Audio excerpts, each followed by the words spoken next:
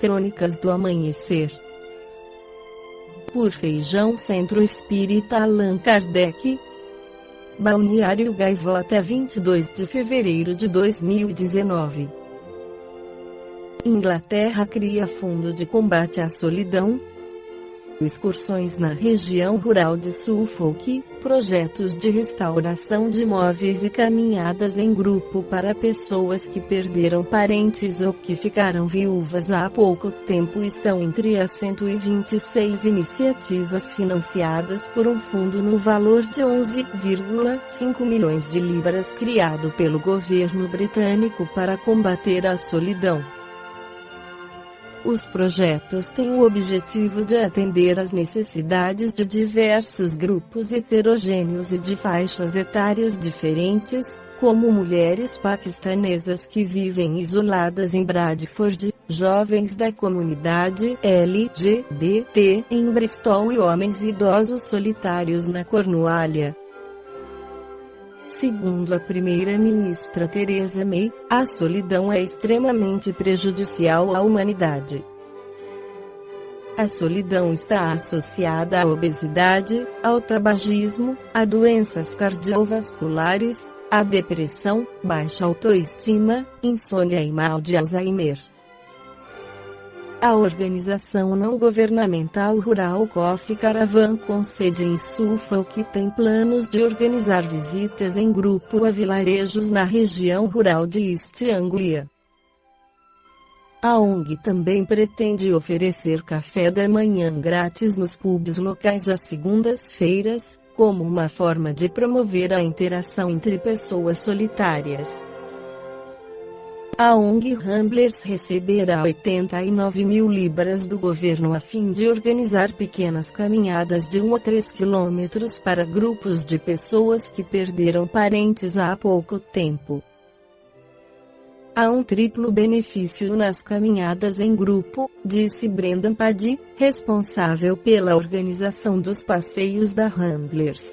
As pessoas se exercitam, fazem amizades, e o contato com a natureza é excelente para o bem-estar mental.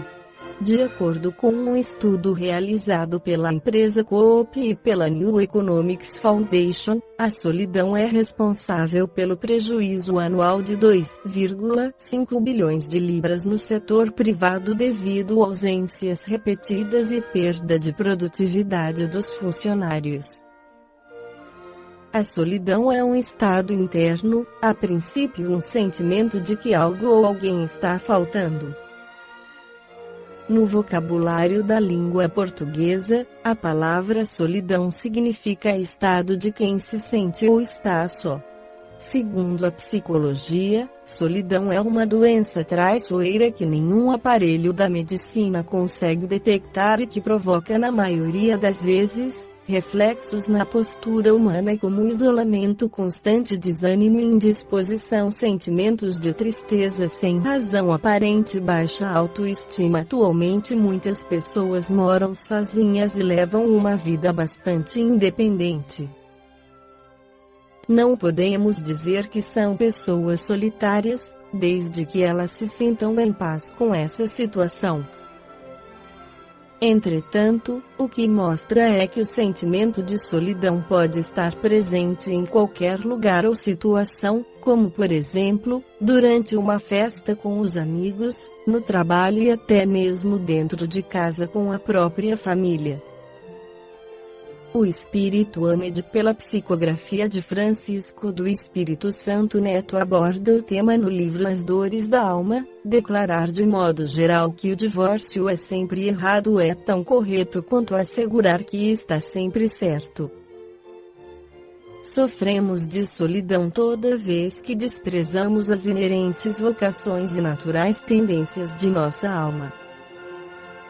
Assim que nos distanciamos do que realmente somos, criamos um autodesprezo, passando, a partir daí, a desenvolver um sentimento de soledade, mesmo rodeados das pessoas mais importantes e queridas de nossa vida.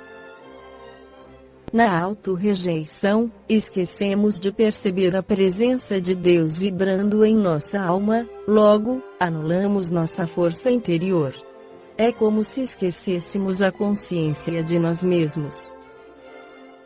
Para que nossa essência emerja, é preciso abandonarmos nossa compulsão de fazer-nos seres idealizados, nossa expectativa fantasiosa de perfeição e nosso modelo social de felicidade.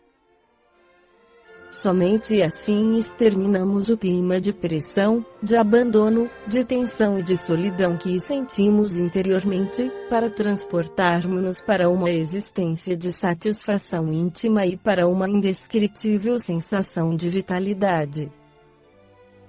A renúncia de nosso eu idealizado nos dará uma sensação de renascimento e uma atmosfera de liberdade como nunca antes havíamos sentido. O ser idealizado é uma fantasia mental.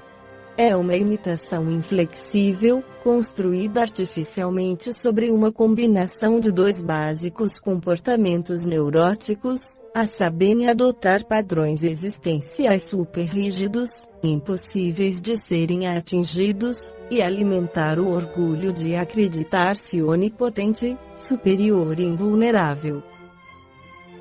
A coexistência desses dois modos de pensar ocasiona frequentes estados de solidão, tristeza habitual e sentimentos mútuos de vazio e aborrecimento na vida afetiva de um casal. O amor e o respeito a nós mesmos criam uma atmosfera propícia para identificarmos nossa verdadeira natureza, isto é, nossa identidade de alma, facilitando nosso crescimento espiritual e, por conseguinte, proporcionando-nos a alegria de viver. Quase todos nós crescemos ansiosamente querendo ser adequados e certos para o mundo, porque acreditamos que não somos suficientemente bons para ser amados pelo que somos. Por isso, procuramos, desesperadamente, igualar-nos a uma imagem que criamos de como deveríamos ser.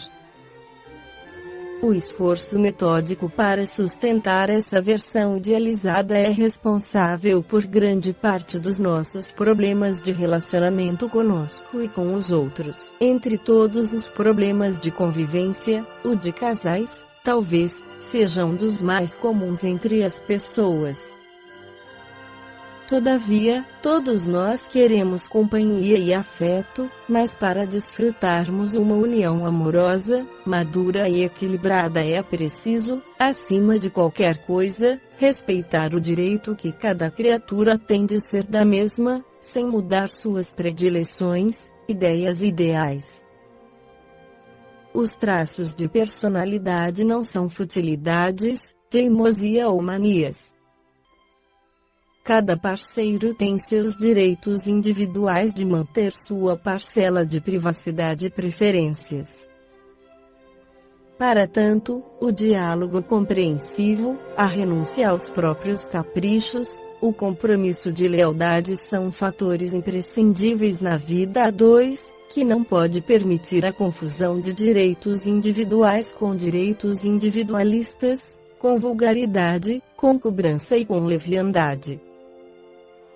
Eis a razão de viver bem consigo mesmo. Tudo passa, pois todos somos viajores do universo, porém só nós viveremos eternamente com nós mesmos. A complexidade maior das dificuldades nos matrimônios talvez seja a não valorização dos verdadeiros sentimentos, que forçam um dos parceiros, ou mesmo ambos, a contrariar sua natureza para satisfazer as opressões, intolerâncias e imposições do outro. Ninguém pode ser feliz assim subordinando-se ao que o cônjuge quer ou decide. A indissolubilidade absoluta do casamento é uma lei humana muito contrária à da natureza. Mas os homens podem modificar suas leis, só as da natureza são imutáveis. Livro dos Espíritos 697. Declarar de modo geral que o divórcio é sempre errado é tão incorreto quanto assegurar que está sempre certo. Em algumas circunstâncias, a separação é um subterfúgio para uma saída fácil ou um pretexto com que alguém procura esquivar-se das responsabilidades, unicamente. Há uniões em que o divórcio é compreensível e razoável, porque a decisão de casar foi tomada sem maturidade, porque são diversos os equívocos e desencontros humanos.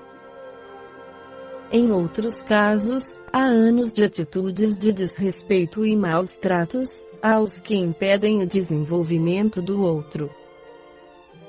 São variadas as necessidades da alma humana e, muitas vezes, é melhor que os parceiros se decidam pela separação a permanecerem juntos, fazendo da união conjugal uma hipocrisia. Em todas as atitudes e acontecimentos da vida, somente a própria consciência do indivíduo pode fazer o autojulgamento e decidir sobre suas carências e dificuldades da vida a dois. Todos os livros sacros da humanidade têm como máxima o mandamento amor. A base de todo compromisso é o amor. O amor enriquece mutuamente as pessoas e é responsável pela riqueza do seu mundo interior. A estrutura do verdadeiro ensino religioso nos deve unir amorosamente uns aos outros e não nos manter unidos pela intimidação, pelo medo do futuro ou pelas convenções sociais. O ensino espírita, propagado pelo Livro dos Espíritos, nos faz redescobrir o sentimento de religiosidade inato em cada criatura de Deus. Religiosidade é o que possuía Allan Kardec em abundância, pois enxergava os fatos da vida com os olhos da alma, quer dizer, e além dos recursos físicos, usando os sentidos da transcendência a fim de encontrar a verdade escondida atrás dos aspectos exteriores. O eminente professor Rivail entendia que o verdadeiro sentido da religião deve consistir na busca da liberdade, no culto da verdade e na clara distinção entre o temporal passageiro e o real permanente. Estar com alguém por temor religioso é diferente de estar com alguém por amor. Somente o amor tem significado perante a divina providência. Lembremos-nos de que a solidão aparece quando negamos nossos sentimentos e ignoramos nossas experiências interiores. Essa forma comportamental tende a fazer-nos ver as coisas do jeito como queremos ver, ou seja, como nos é conveniente, em vez de vê-las como realmente são. Assim é que distorcemos nossa realidade. Não rejeitemos o que de fato sentimos. Isso não quer dizer viver com liberdade indiscriminada e sem controle, mas sim reconhecer o devido lugar que corresponda aos nossos sentimentos, sem ignorá-los, nem tampouco deixá-los ser donos de nossa vida. Se devemos permanecer ou não ao lado de alguém é a decisão que se deve tomar com espontaneidade, harmonia e liberdade, sem mesclas de medo ou imposições. Esta foi a crônica do amanhecer de 22 de fevereiro de 2019, por Feijão Centro Espírita Allan Kardec.